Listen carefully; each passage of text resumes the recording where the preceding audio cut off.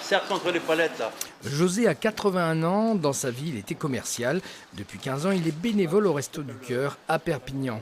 Marie-Ange a 65 ans, elle a travaillé dans l'agriculture. Depuis un an, elle est aussi bénévole au Resto du Cœur. J'ai rencontré une responsable du Resto du Cœur qui m'a dit si tu t'ennuies, viens nous aider. Et donc je suis venue, au départ j'ai un peu regardé et tout, et puis ça m'a vachement plu.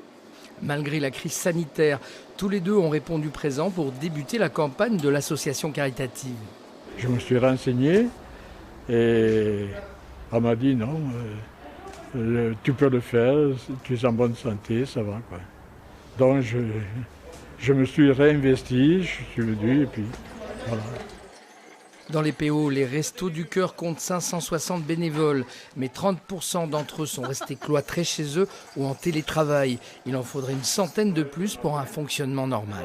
On a énormément de tâches à proposer à des futurs bénévoles, aussi bien de préparer les distributions alimentaires que d'aller dans les centres, donner l'aide alimentaire.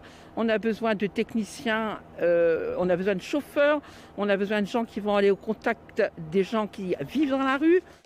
Un appel relayé par Marie-Ange et José. Nous sommes débordés lorsque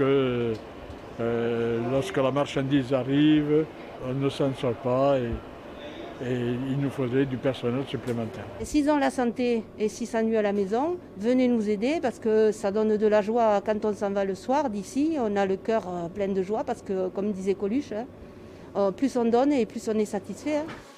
Une maxime qui pourrait trouver un écho favorable à la veille de Noël.